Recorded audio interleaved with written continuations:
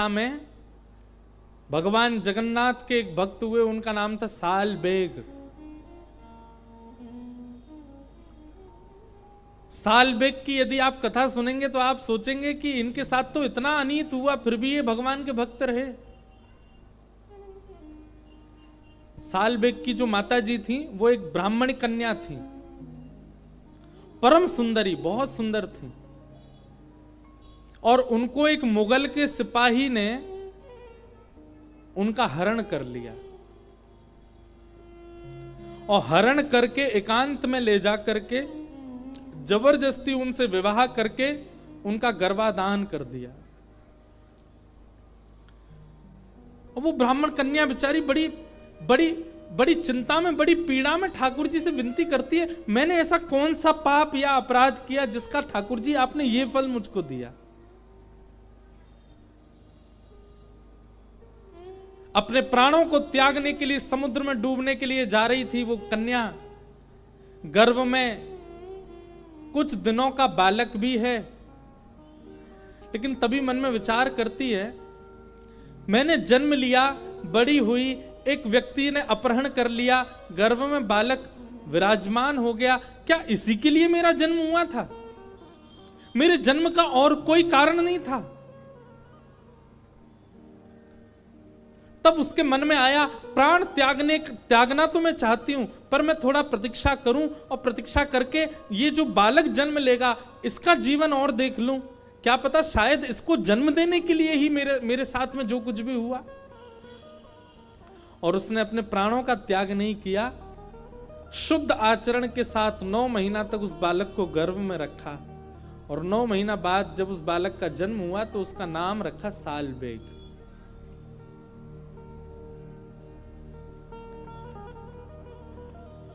और बचपन से ही मां ने उस बालक को महाप्रभु श्री जगन्नाथ जी के प्रति अत्यंत प्रेम सिखाया। जबकि जीवन में इतना कुछ देख चुकी थी मां, लेकिन फिर भी कभी भगवान की शिकायत नहीं की। भगवान का अद्भुत प्रेम ही स्थापित किया अपने बालक के चित्त में। और एक दिन की बात, 6-7 वर्ष की आयु थी सालबेग की। गांव के सब लोग रथ में बैठ बैठ करके जा रहे थे, बैलगाड़ियों में बैठ बैठ करके जा रहे थे। सालबेग ने पूछा अपनी मां से, ये सब लोग कहां जा रहे हैं? मां ने बताया, जिन जगन्नाथ जी की तुम कथा सुनते हो वो आज रथ में विराजमान हो रहे हैं, रथ यात्रा हो रही है, ये सब उसी का दर्शन करने जा रहे हैं। सालबेग ने कहा, मां मैंने आज तक जगन्नाथ जी को नहीं देखा, मैं भी जाऊं? मां ने कहा, बेटा तुम चले गए तो 2 बात होंगी, क्या लौट के आओगे तो शायद मैं तुम्हें जीवित नहीं मिलूंगी, क्योंकि तुम्हारे पिता मुझे मार देंगे। और दूसरा काम यह भी हो सकता है, तुम यदि चले गए और लौट करके आए, तुम्हारे पिता हो सकता है तुम्हें भी बंदी बना करके मार दें। इसलिए तुम यहीं बैठे बैठे जगन्नाथ जी की प्रार्थना करो। तब सालबेग ने स्तुति गाई भगवान की। बंधुओं, उस स्तुति का यह प्रभाव हुआ,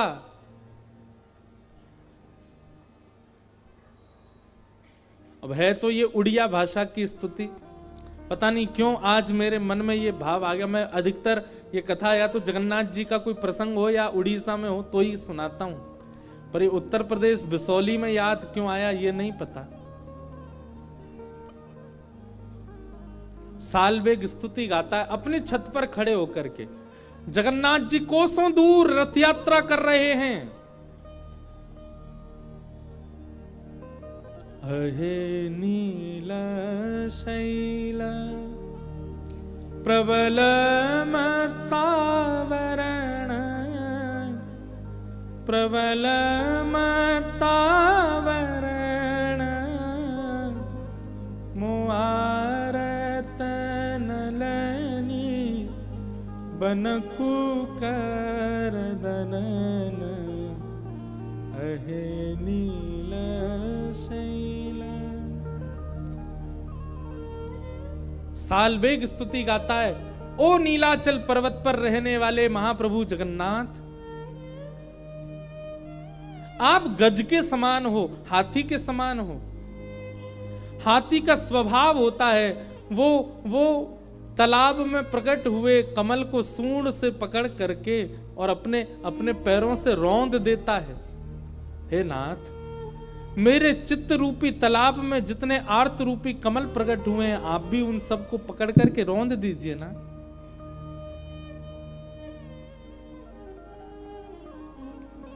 इतनी सुंदर स्तुति गाई सालवेग ने। कोसों दूर से सालवेग की वह स्वर ध्वनि, लाखों करोड़ों लोग रथ खींच रहे हैं महाप्रभु जगन्नाथ जी का। बलभद्र जी का रथ चल रहा है, सुभद्रा जी का रथ चल रहा है, लेकिन जैसे ही जगन्नाथ जी का रथ खींचने लगे, चलते चलते रथ अपने आप रुक गया। लाखों लोगों ने खूब जोर लगा लिया, लेकिन जगन्नाथ प्रभु का रथ आगे बढ़ा नहीं। सब लोग चिंतित हो गए, क्या बात है, महाप्रभु जी का रथ आगे क्यों नहीं बढ़ रहा है। पुजारियों ने, पंडाओं ने, सब ने जाकर के प्रार्थना की, हे महाप्रभु जी, हमसे कोई अपराध बना, आपका रथ क्यों नहीं चल रहा है। तब महाप्रभु जी ने वहां के दैतापति राजा को स्वप्न में कहा, मेरा रथ तब तक आगे नहीं बढ़ेगा जब तक कोसों दूर अपनी छत पर खड़े हुए मेरी स्तुति गा रहा सालवेग यहां नहीं आएगा। सालवेग को यहां लेकर के आओ, तभी मेरा रथ आगे बढ़ेगा। उसका पिता बहुत क्रूर है, उसकी क्रूरता के कारण वो नहीं आ पा रहा है, तुम सब व्यवस्था करो, सालवेग को लेकर के आओ। जब तक सालवेग नहीं आएगा मेरा रथ नहीं बढ़ेगा आगे। राजा ने सैनिक भेजे, पालकी भेजी और सालवेग को गाजे बाजे के साथ नाचते हुए लेकर के आए। जैसे ही सालवेग ने महाप्रभु जगन्नाथ जी के सामने पहुंचा है और पहली बार महाप्रभु जगन्नाथ जी का दर्शन किया, जगन्नाथ जी ने सालवेग का दर्शन किया, बिना किसी के खींचे ही महाप्रभु जगन्नाथ जी का रथ अपने आप आगे बढ़ने लगा सालवेग के लिए। और रत्न वेदी पर बैठे हुए महाप्रभु जगन्नाथ जी झूमने लगे, सबको आज्ञा करने लगे, जल्दी से इसको लेकर के आओ, मेरे हृदय से लगा दो, मैं तड़प रहा हूं इससे मिलने के लिए।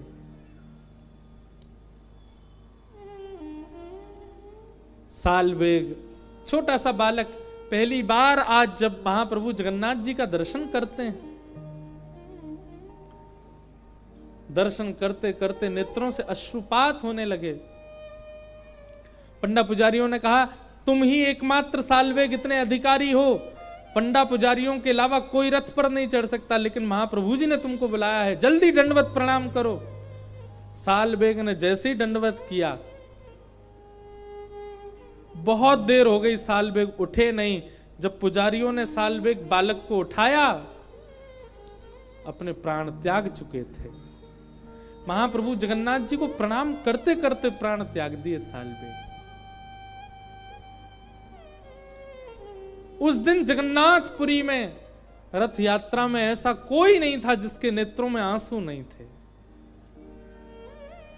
आज भी जगन्नाथ भगवान जब रथ यात्रा करते हैं तो रथ यात्रा में बीच में सालवेग की समाधि पड़ती है, वहां आज भी महाप्रभु जगन्नाथ जी का रथ रुकता है। और ऐसा कहते हैं कि महाप्रभु जगन्नाथ जी सालवेग को याद करके विरह करते हैं, थोड़ा विलाप करते हैं अपने अपने सखा अपने अपने अपने भक्त सालवेग को याद करके। बंधु, इसे कहते हैं भक्ति, इसे कहते हैं प्रेम भक्ति। हम आप जो कर रहे हैं ना, सब नाटक है, सब आडंबर है, इसीलिए ठाकुर जी मिल नहीं रहे हमको। सालवेग की मां के साथ क्या नहीं हुआ, सब कुछ हुआ, लेकिन फिर भी महाप्रभु जी के प्रति विश्वास नहीं डगमगाया, और उसी का परिणाम कि सालवेग जैसा भक्त महाप्रभु जी के चरणों को प्राप्त हो गया।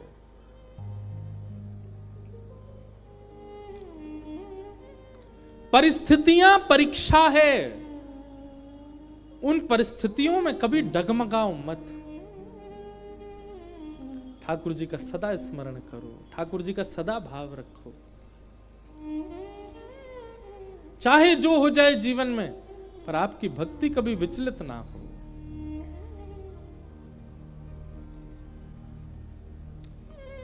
अहैतुक्य प्रतिहता, कैसी भक्ति होनी चाहिए? अहैतुकी भक्ति, चाहे जो हो जाए जीवन में, लेकिन आपकी भक्ति ना डगमगावे, वो सदा वैसी ही रहे जैसी थी।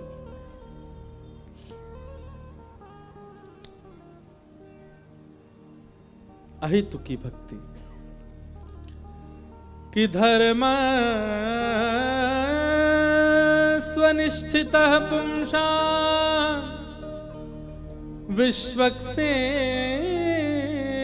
कथासूय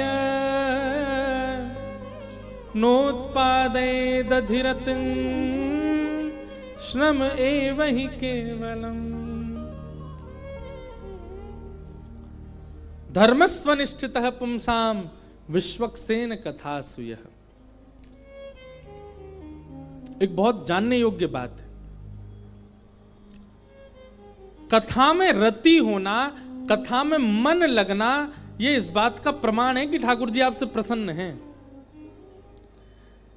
कहीं ना कहीं कथा में मन ना लगना, कथा में विचलित होना, कथा से मन उठना, यह इस बात का प्रमाण है कि ठाकुर जी आपसे अप्रसन्न हैं। कभी आप सत्संग सुनते हैं, लोग आजकल फोन बहुत चलाते, रील देखते रहते हैं उस पर। कई लोग तो कथा में भी देखते रहते हैं, कथा में ही चलता रहता फोन। लेकिन कथा के उपरांत भी आप जब देखते रहते हो, देखते देखते अचानक सत्संग की कोई बात आ जाए और आप उसको दोबारा देखने लग जाओ, तो यह बात समझ आना है ठाकुर जी आपसे प्रसन्न हैं, क्योंकि सत्संगी चर्चा में आपकी रुचि होती है। पर जैसे कोई सत्संग की सुधार करने वाली वैष्णव संत जनों की चर्चा आती है तो उसको और जल्दी जल्दी ऊपर कर देते हैं, ये तो सुनना ही नहीं है। समझो ठाकुर जी अप्रसन्न है आपसे। हम अपनी कथा की नहीं कह रहे हैं, बिसौली, बदायूं, झानी, आसपास कहीं भी कथा होती है और आपका मन होता है एक दिन ही सही हम जाएंगे जरूर, अपनी हाजिरी लगा के आनी है, ये इस बात का प्रमाण है कि ठाकुर जी आपसे प्रसन्न है। इसीलिए कथा में रुचि बढ़ रही है। सत्संग में रुचि होना, कथा में रुचि होना, वैष्णव जनों की वाणी में आनंद आना, यह भगवत प्रसन्नता का प्रतीक है। और बार बार घड़ी देखना, अभी तो 4 ही बजे यार, अभी तो 1-1.5 घंटा और सुनाएंगे। ऐसी स्थिति यदि है, समझो ठाकुर जी अप्रसन्न है। और अचानक से व्यासपीठ से कहा जाए अब आगे कथा कल सुनाएंगे, तुरंत आपकी घड़ी, अरे इतनी जल्दी 5 बज गए, तो समझ जाओ ठाकुर जी प्रसन्न हैं। क्यों? कथा में आपकी रति। बात मैं नहीं कहता, भागवत जी में श्री सूत जी महाराज कहते हैं, धर्मस्वनिष्ठितः पुंसाम विश्वक्सेन कथासूयः नोत्पादयेद अधिरतिं श्रम एव हि केवलम्। श्रम एव हि केवलम्। इस प्रकार सूत जी महाराज प्रवचन कर रहे हैं। तभी सूत जी महाराज ने भगवान के अवतारों का वर्णन किया और फिर वर्णन किया कि भागवत ग्रंथ किस कारण से लिखा गया। श्रीमद् भागवत जी को लिखने के पीछे कारण क्या है वेद व्यास जी का, यह भाव बताया गया। क्या भाव है? इदं भागवतं नाम पुराणं ब्रह्म संहितं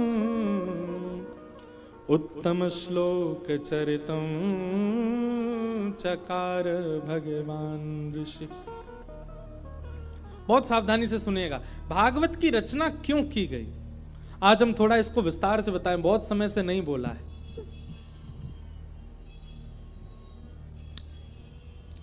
द्वापर युग की बात है। ब्रह्म नदी कहते हैं सरस्वती को। यदि कभी कहा जाए ब्रह्म नदी तो सीधा नाम लेना सरस्वती नदी। और ब्रह्म नदी सरस्वती का एकमात्र ऐसी नदी है पूरे विश्व में जिसका सबसे कम देर तक दर्शन होता है, सबसे कम प्रवाह है। बद्रीनाथ कितने लोग गए? हाथ ऊपर करो भैया। पूरे बिसौली में इतने ही लोग ही बद्रीनाथ गए।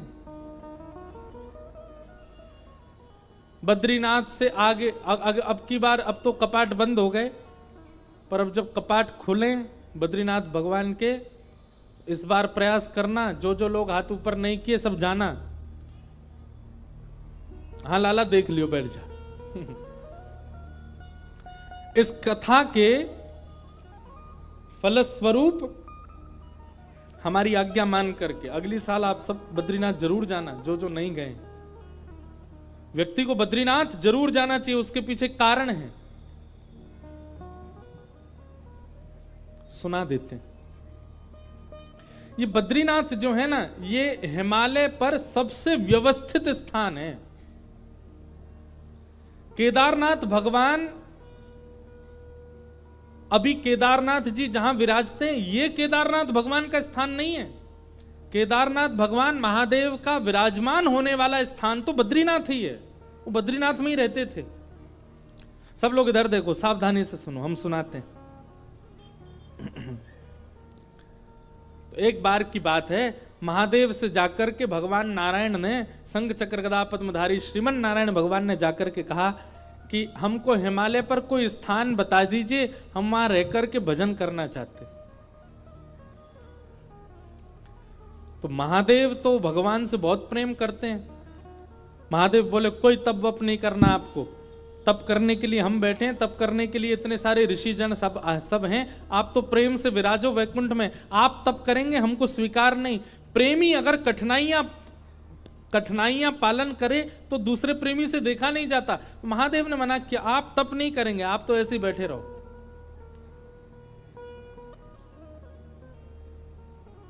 भगवान ने फिर कहा नहीं नहीं, हमको तप करना है, हमको तप के लिए स्थान दो। महादेव फिर बोले भैया आपको तप करने की क्या जरूरत है, आप भगवान हो साक्षात। महादेव ने कोई स्थान प्रदान नहीं किया, पूरा हिमालय महादेव का है, उनकी आज्ञा के बिना कैसे जाएं। भगवान ने बोला कि भाई ये राजी राजी हमको स्थान नहीं देंगे, उनकी गैर राजी में कोई और तरीका अपनाना पड़ेगा स्थान लेने के लिए। तो जहां अभी बद्रीनाथ भगवान बैठे हैं, यहां पर महादेव और पार्वती जी विराजते थे। और बद्रीनाथ जो है ना, ये देवताओं का पर्यटन स्थल है, यहां देवता घूमने आते हैं। वो बात बाद में ऐसी व्यवस्थित हो गई, 6 महीना मानव वहां घूमने जाते हैं, फिर 6 महीने के लिए अभी जब बंद हो जाते हैं तो देवता वहां निवास करते हैं। तो देवता वहां घूमने के लिए आते हैं, पर्यटन के लिए आते हैं। तो वहीं आपने देखा होगा कि बद्रीनाथ भगवान मंदिर के ठीक नीचे तप्त कुंड है, जहां माइनस टेम्परेचर में भी इतना गर्म जल अपने आप पहाड़ों से आता है कि उसमें लोग स्नान करते हैं तप्त कुंड में। तो महादेव और श्री पार्वती जी नित्य तप्त कुंड में स्नान करने के लिए जाया करते थे ब्रह्म मुहूर्त में। एक दिन महादेव और पार्वती जी दोनों गए तप्त कुंड में स्नान करने, तभी देखा कि नन्हा सा बालक तप्त कुंड के बगल में सोया है और रो रहा है। पार्वती जी देख करके घबरा गई। जैसे ही बालक को उठाने गई, महादेव बोले रुक जाओ, ये कोई मायावी बालक लगता है, इतने विशाल पर्वतों के बीच में तप्त कुंड के पास ये नन्हा सा बालक यहां कैसे आ गया? ये कहीं किसी राक्षस की चाल तो नहीं, कोई मायावी क्रिया तो नहीं हो रही है, इसको गोद में मत लेना। परंतु पार्वती जो इतनी करुणा है, इतनी दया है उनके चित्त में, वो बोली आप तो ऐसे ही सोचते रहते हो, अरे नन्हा सा बालक, इतना ठंड पड़ रही है, रो रहा है और आप कह रहे हैं गोद में नहीं उठाऊं। तुरंत पार्वती जी ने गोद में उठा लिया, कंबल में लपेट लिया, बालक को हृदय से लगाया। अरे इतनी रात्रि, इतना ठंड पड़ रही है और ये बालक ऐसे उघारा सा बैठा है। महादेव बोले हमको समझ नहीं आ रहा है, लग रहा है कोई तो गड़बड़ी है। पार्वती जी बोली अब आप सोचते रहो, हम तो, हमारे हृदय का वात्सल्य भाव है, हम तो इस बालक को ऐसे नहीं छोड़ सकते। और पार्वती जी गई और उस बालक को ले जा करके उस स्थान पर बिठा दिया जहां महादेव और पार्वती बैठते हैं। महादेव बोले जल्दी करो, स्नान का समय हो गया है, ब्रह्म मुहूर्त का काल है, हमको और भी नित्य कर्म करने, जल्दी चलो स्नान करके अपना निवृत्त हो। पार्वती जी बोली ये बालक अकेले छोड़ के जाएंगे, रोएगा, इसको खेलने के लिए कुछ खिलौना देने पर, यहां बद्रीनाथ में कहां खिलौने आए।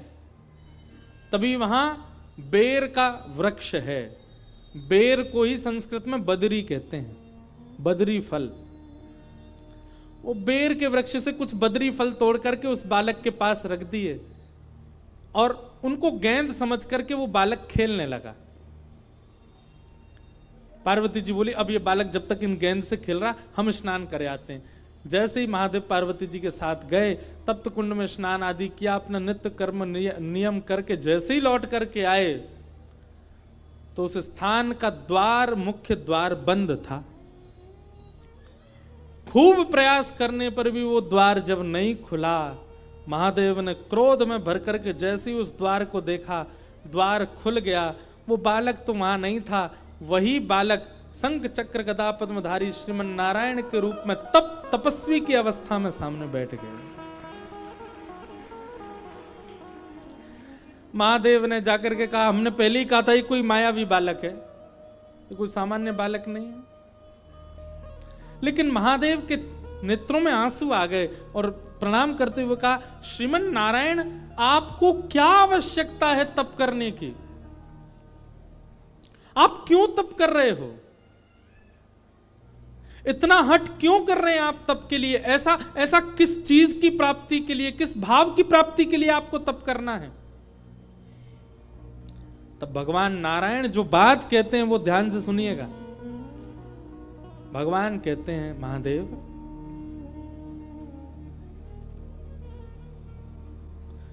कर्म की पत्नी का नाम है तपस्या।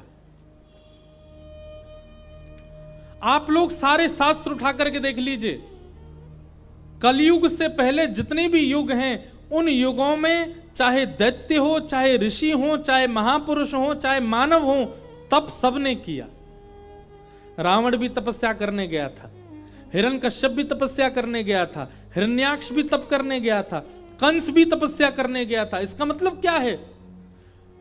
अन्य युगों में आप कितने भी कर्म कर लो, जब तक आप तप नहीं करोगे आपको कर्म का फल नहीं मिलेगा, क्योंकि कर्म की पत्नी का नाम है तपस्या। बिना तप किए कर्म फल नहीं देता।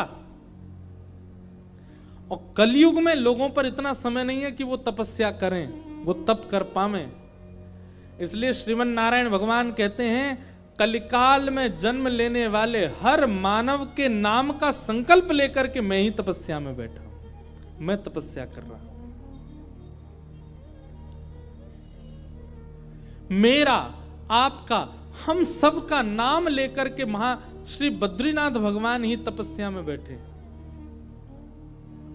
हम कर्म करते हैं, हमको फल मिल जाता है। तपस्या तो हमने की नहीं। कौन? क्यों? क्योंकि तपस्या साक्षात नारायण भगवान कर रहे हैं। इसलिए कम से कम आज आपका घर बन गया, आज आप धनवान हो गए, आज आपके बच्चे पढ़ लिख के विद्वान हो गए, आपने केवल कर्म किया, लेकिन किसकी तपस्या का फल आपको मिला? भगवान श्रीमन नारायण बद्रीनाथ भगवान। इसलिए हर व्यक्ति को साल में एक बार, 2 साल में एक बार, 5 साल में एक बार बद्रीनाथ भगवान को धन्यवाद कहने जाना चाहिए कि आपकी तपस्या से हम जी रहे हैं नाथ, धन्यवाद। आज तक भगवान वहां तपस्या करने के लिए बैठे हैं। हम लोग कोई भी यज्ञ करते हैं, कोई भी अनुष्ठान करते हैं, उसमें हमारा नाम पूछा जाता है, गोत्र पूछा जाता है। इंद्र शर्मा नामनो हम, भारद्वाज गोत्र उत्पन्नो हम, सपरिवारो हम, सकुटुंबो हम। संकल्प लिया जाता है। उस संकल्प के कई कारण होते हैं। एक कारण यह भी होता है कि आपका नाम गोत्र श्री बद्रीनाथ भगवान को सुनाया जाता है, और आपके उस नाम गोत्र से बद्रीनाथ भगवान जल छोड़ के आपके नाम का तपस्या करते हैं। संपूर्ण ब्रह्मांड के प्रत्येक मानव के लिए तप कर रहे हैं। कौन? बद्रीनाथ भगवान। इसलिए उनका दर्शन करने हर व्यक्ति को जाना चाहिए और दर्शन करके धन्यवाद करना चाहिए कि नाथ आप तपस्या कर रहे हैं हमारे लिए।